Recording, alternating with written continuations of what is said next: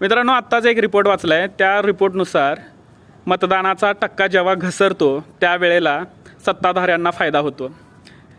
त्यांच्या मते, त्या रिपोर्टच्या नुसार ज्या वेळेला मतदानाचा टक्का घसरतो त्यावेळेला प्रशासन व्यवस्थित सुरू आहे, विरोधाची लाट कमी आहे, असं त्यांनी त्यांच्या रिपोर्टमध्ये लिहिलेलं आहे. आणि त्याचबरोबर ज्या वेळेला मतदानाचा टक्का वाढतो त्यावेळेला समाजामध्ये चीड निर्माण झालेली असते.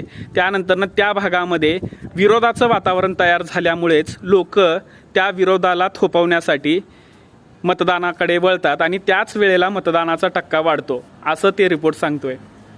आता यामध्ये किती तथ्य आहे आणि किती गोष्टी खऱ्या ठरतील ह्या नंतरच्या गोष्टी आहेत. 4 जूनला आपल्याला कळेलच. पण या रिपोर्टनुसार पाहायला गेलं तर आपल्या महाराष्ट्रात सुद्धा मतदानाचा टक्का खाली घसरला आहे. पण वातावरण काहीतरी वेगळंच सांगतंय की वातावरण म्हणतंय की वातावरणानुसार प्रजा खूप त्रासली.